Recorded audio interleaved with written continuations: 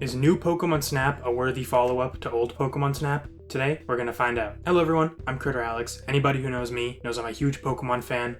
I did not get to play either of these games until a bit later in my life, just cause growing up in the late 2000s, I did not have an N64 and the Switch didn't exist. So yeah, I didn't get to play them until a little later in my life. In order to find out if new Pokemon Snap is a worthy follow-up, I'm gonna review both of these games and then at the end, just kind of compare and contrast them and see what new Pokemon Snap is trying to do and if it succeeds. I also don't know what to call it, if it's like a sequel. I said follow-up in the beginning, I think that's probably the most accurate.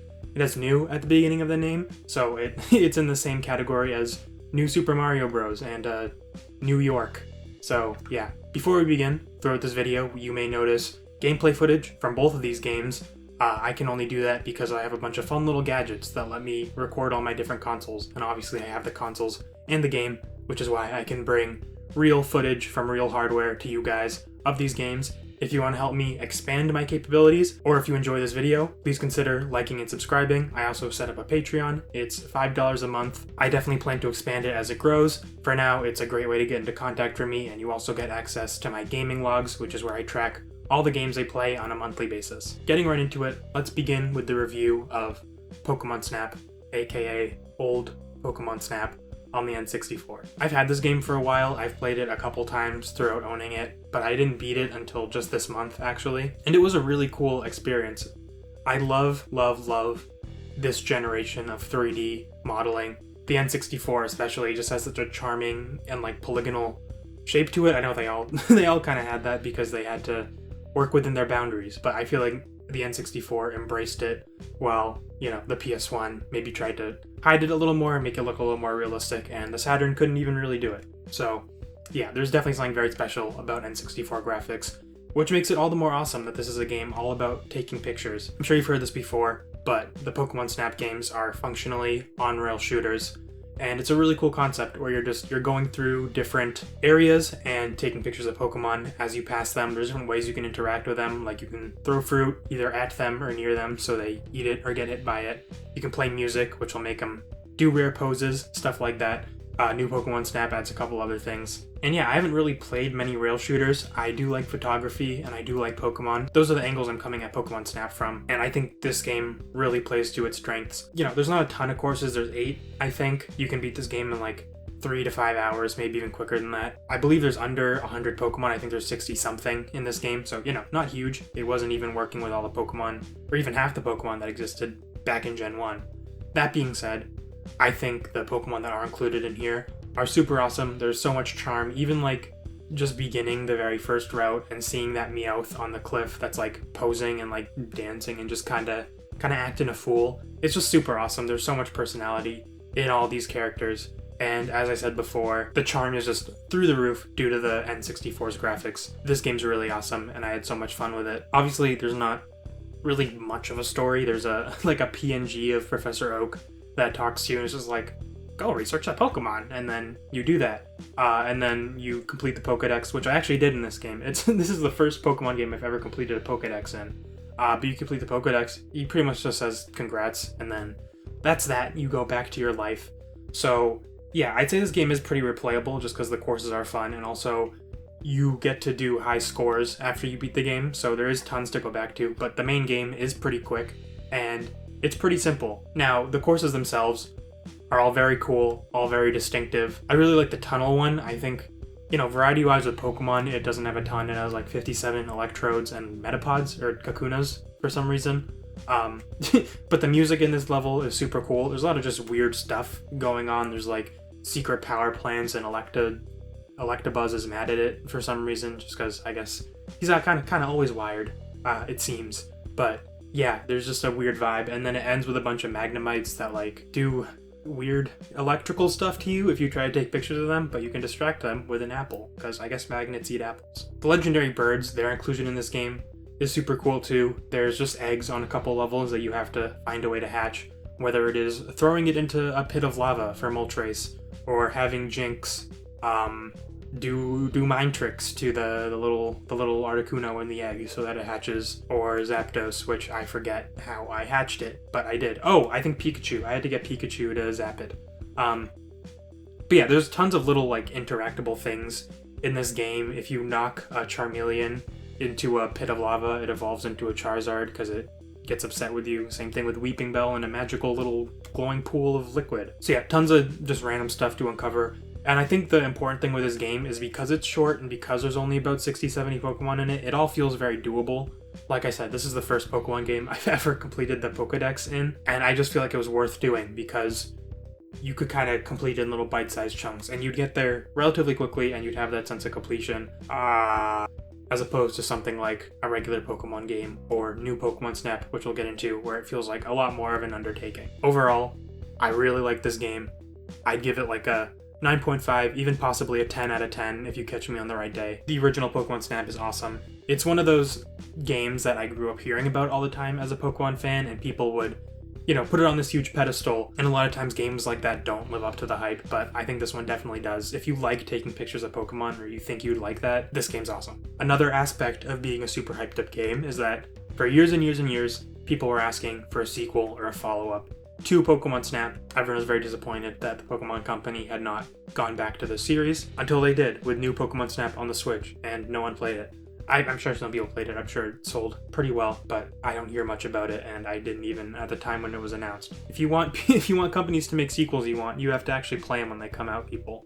Just a little PSA there. So is New Pokemon Snap a good follow-up to the original Pokemon Snap? Well, first, let's answer the question, is it even good? Is it well made? And yes, this game is really fun. I had a ton of fun playing it.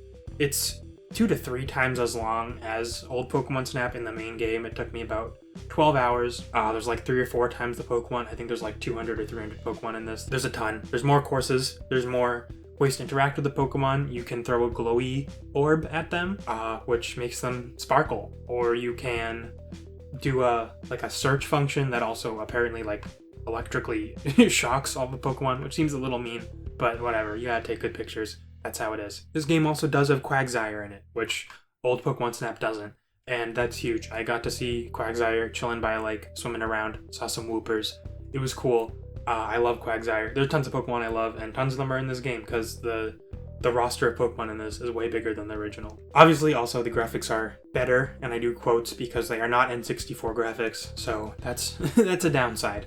But they're higher fidelity, and they are more well rendered than the N64 models, although I will say they definitely have lost some of that charm, and they have kind of that more sanitized look that basically every game has now, which is fine. And in some ways it makes a lot of sense for a photography game. You just kind of want things to be straightforward so that you can get good pictures in the same way you'd get good pictures in real life. But also it'd be cool if it had a cool art style, because it's all about art, taking pictures of Pokemon. The story in this game is something with energy, like most Pokemon games, and the energy, there's too much, or it's evil, or the Pokemon are evil, or you're evil, something like that. And so sometimes you'll see super powered Pokemon that are too energetic with the Pokemon Snap energy that they've been infected with. That's probably my main gripe with this game is, old Pokemon Snap, it was a fun fact that it was a rail shooter. New Pokemon Snap, the developers must have heard that fun fact too, because there are times where it is too much of a rail shooter, and you have to, disturb this school of Wishy-Washy by shooting them until they become a big Wishy-Washy, so you can take a picture of the big magical Wishy-Washy. Which, it kind of does create a cool moment, but at the same time, most of these are pretty annoying, and it's just aiming apples that kind of arc very weirdly and very intensely at Pokemon that are very quick moving, and it can be pretty hard. It's not that hard. I'm sure your average rail shooter is probably harder, but I'm not really looking for precision shooting in New Pokemon Snap unless it's with a camera, but this is with apples and you're fighting weirdly energetic Pokemon. So yeah, I think those missions ended up being a bit more of a drag. It's less, you're not really exploring and seeing how you can interact with Pokemon. You're just trying to hit a target that you have to hit to move on. Another thing is, yeah, this game is bigger, and in a lot of ways that is cool, but they don't do much with it. It just kind of feels like Pokemon Snap with, 5 times the stuff in it, which in some ways is awesome, but in some ways it's nice that Pokemon Snap is such a quick game and you can complete the Pokédex so realistically and so easily. And just packing this with more without kind of saying more or doing more feels a little bit just like it's filler. I'd say this was very well exemplified with when I turned on this game again to go back and play it because I beat this game a couple months ago at this point. I wanted a refresher, and I remembered it was like your character, the random professor who's not Professor Oak, he's just like some guy. And then there was like a helper who was like your rival. I saw all those characters, and then there were two more, just random guys that I think were there in the story. I just did not remember them. And it's just another case of, this game has so much content in it. It probably doesn't need as much content as it has, and it maybe could have been implemented a little bit better rather than, oh, it's not old Pokemon Snap anymore. You're not just talking to a cardboard cutout of Professor Oak. You have, all these original characters, but then they don't do or say anything beyond, let's go do the next mission, or here's this new thing for your new mission, which, whatever, I don't care. They could have just not been there. Less dialogue to read through in my Pokemon picture game. Although, I do want to say, I have been complaining a lot about this game. I like it a lot. The thing is just anything good about it was also good about Pokemon Snap. So I think, in a way, yeah, if you want more Pokemon Snap, this game is definitely worth your time, because it could have been called More Pokemon Snap. It doesn't even need to be called... They could have named it More Pokemon Snap instead of New Pokemon Snap, because that is just what it is. It's Pokemon Snap on the Switch, and there's more of it. There's tons more Pokemon, there's tons of more people, there's more locations, there's more ways to interact with the Pokemon. It just doesn't feel like they're tied into anything bigger than that.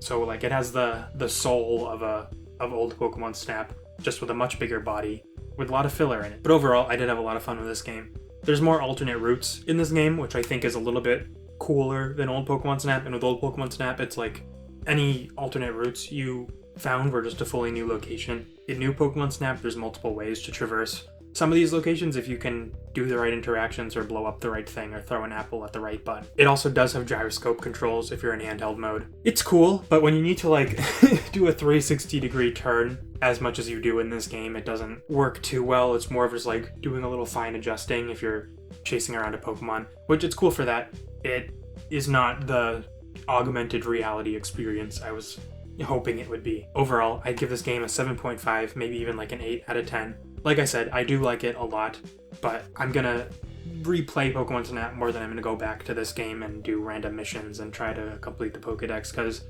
I just don't care to. I saw Quagsire, that's kind of all I need. I probably will play this game a bit more. Like I said, I've played it for 12 hours, there's probably at least 15 to 20 hours more of content if I wanted there to be, and maybe I will want there to be at some point in my life, but I've had enough of this game for one playthrough for now, just because of how much stuff is in it by default. And this game left me wanting more and then some. So overall, my thoughts are that new Pokemon Snap, if you like the original Pokemon Snap, is absolutely worth playing. It is a super fun game. It does the original justice in so many ways. It expands on it and adds more, so, it can satiate our modern gamer appetites for bigger and better games. It has nicer graphics, it has gyroscope controls, and all the little amenities that come with it being on the Switch. That being said, I think it does maybe a little too much in like the story and the rail shooter department, and goes maybe a little more in those directions than I think it really needs to, while also seemingly not using the story or the rail shooter elements to add too much more to, the very super strong core that is Pokemon Snap. So yeah, I love both of these games. Let me know what you guys think. Have you played both of them? Have you played either of them? Do you like them? Like and subscribe if you like the video. Please consider joining my Patreon. It helps me out a ton, and thank you.